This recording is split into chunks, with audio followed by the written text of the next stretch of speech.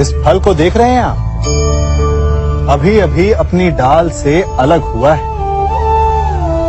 बड़ा दुख होता है ना जब आप अपने उद्गम से अलग होते हैं, परंतु ये दूरी भी आवश्यक है। अब इस फल को ही ले लीजिए।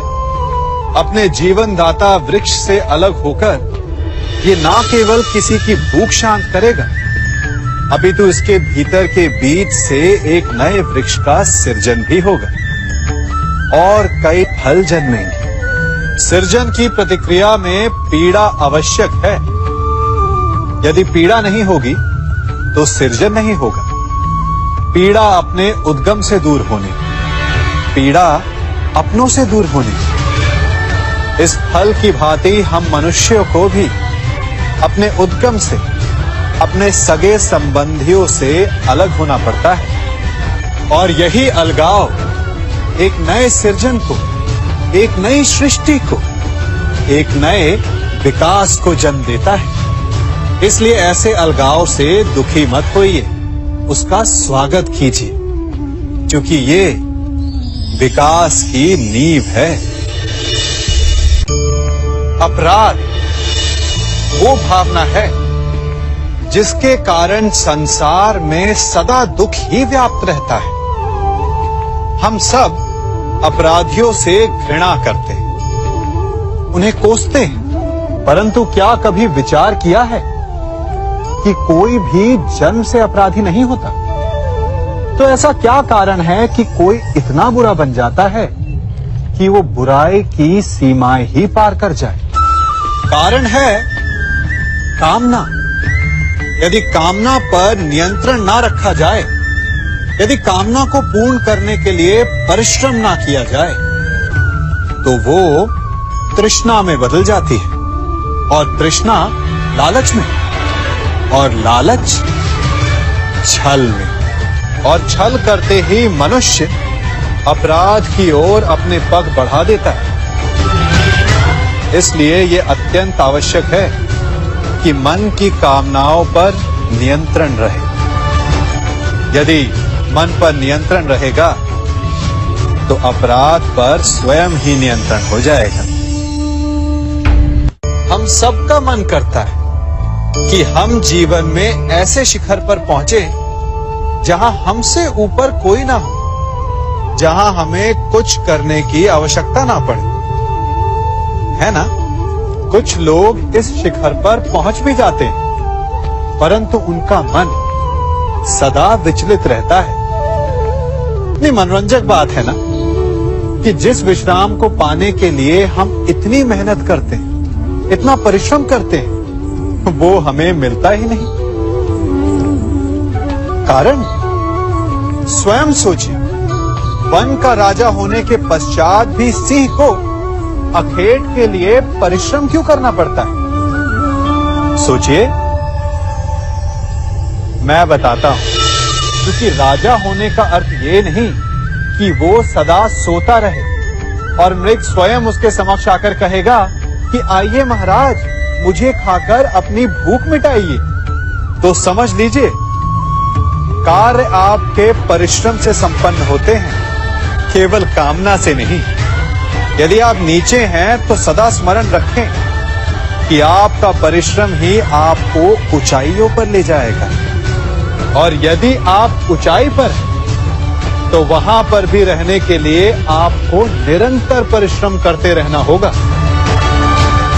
अर्थात परिश्रम से मुक्ति नहीं है, क्योंकि परिश्रम ही जीवन है। सबसे अधिक महत्वपूर्ण क्या है? जीवन, या जो जीवन में पाया, यात्रा, या यात्रा पूर्ण करने के बाद पाया गया लक्ष्य, कर्म या उसके फल? बहुत ही महत्वपूर्ण परंतु विकट प्रश्न है ना? परंतु तनिक धीरज से सोचेंगे तो इसका उत्तर अधिक कठिन नहीं है। यदि जीवन यात्रा है तो उसका लक्ष्य क्या होना चाहिए? स्वयं सोचिए। मान, संतान, धन,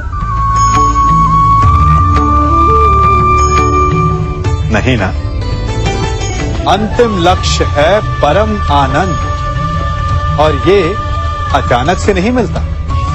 इसे पाने का केवल एक ही उपाय है, और वही आपका कर्म है, वही आपकी यात्रा भी, और वही आपका प्रारब्ध भी है।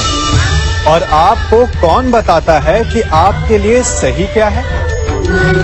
वो है आपका मन, जो मस्तिष्क की भांति हानि और लाभ नहीं सोचता, जो आपको ये बताता है कि शुभ किसमें है, संसार का कल्याण किसमें है, आनंद किसमें है।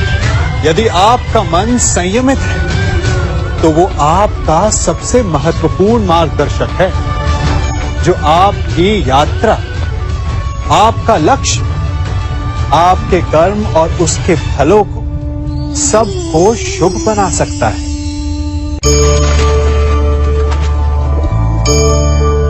इन पक्षियों को देख रहे हैं आप? इनका उड़ना वायु में इतना संतुलन मुक्त कर देता है ना? इन्हें उड़ते देख आपके मन में भी इच्छा होती होगी कि इन्हीं की भांति आप भी स्वतंत्रता से उड़ पाएं। ईर्ष्या होती है ना, जब आप इन्हें खुले आकाश में ऐसे विचरण करते देखते हैं। पर कभी सोचा है इस उड़ान को, इस स्वतंत्रता को पाने के लिए कितना परिश्रम, कितना अभ्यास किया होगा इन्होंने? आकाश में उड़ने से पूर्व धरती पर कितना गहन परिश्रम किया होगा इन्होंने। इनके माता पिता ने पहली बार जब इन्हें पंख फड़फड़ाने को उकसाया होगा तो कितनी बार गिरे होंगे। पहली बार वायु में उड़ते समय कितना भय लगा होगा इन्हें। अपनी पहली उड़ान के पश्चात धरती पर उतरते समय गिरकर कितनी चोट खाई होगी। इस उड़ान का, इस स्वतंत्रता का ये मूल है। यदि आप ये दे सकते हैं तो अवश्य आप भी इस स्वतंत्रता को पा सकते हैं। इन पक्षियों की भांति ही अपने चारों ओर जब भी आप किसी सफल मनुष्य को देखें तो उससे ईर्ष्या ना करें, उसके परिश्रम और पीड़ा को समझने का प्रयास करें जो उसने यहां तक पहुंचने में पाई है। प्रेरणा लें, प्रयास करें और स्वयं भी सफल हो जाएं। कभी वन में सिंह को अखेट करते देखा है? हमें लगता है कि सिंह तेजस्वी है, बलशाली है, तीव्र है, इसलिए वो अखेट कर पाता है। परंतु इस अखेट के दूसरे पक्ष को भी देखने का प्रयास कीजिए। सिंह अखेट तभी कर पाता है जब हिरण आस छोड़ देता है, जब वो भागना बंद कर देता है, जब वो संघर्ष करना छोड़ देता है। सिंह हिरण की मृत्यु नहीं चुनता, हिरण स्वयं अपनी मृत्यु चुनता है। ठीक उसी प्रकार असफलता हमें नहीं चुनती, हम असफलता को चुनते हैं। ये हम ही हैं जो आशा को छोड़कर संघर्ष करना छोड़ देते हैं और भाग्य का अखेट बन जाते हैं। इसलिए संघर्ष करना मत बंद कीजिए, प्रयास करते रहिए और सफलता आपकी मुट्ठी में होगी। जब घर में अंधकार छा जाता है तो प्रकाश लाने के लिए आप क्या करते हैं? दीपक ढूंढते हैं और उसकी लौ को प्रज्वलित करते हैं, और फिर अंधकार अपने आप दूर हो जाता है। अब आप कहेंगे कि इसमें कौन सी नई बात है? यदि अंधकार को दूर करना है तो दीपक की लौ को प्रज्वलित तो करना ही पड़ता है। यही बात तो समझने की है। यदि अंधकार से लड़ना है तो अंधकार का सहारा नहीं लिया जा सकता, उसके लिए प्रकाश की आवश्यकता होती है। घृणा का अंत करना है तो उसे घृणा से अंत नहीं किया जा सकता, उसे प्रेम की आवश्यकता होती है। शत्रुता का अंत शत्रुता से नहीं किया जा सकता, उसे क्षमा की आवश्यकता होती है। यदि आपको नकारात्मक ऊर्जाओं से लड़ना है तो स्वयं को सकारात्मक बनाना होगा और तभी आपके जीवन में वास्तविक आनंद आ सकेगा।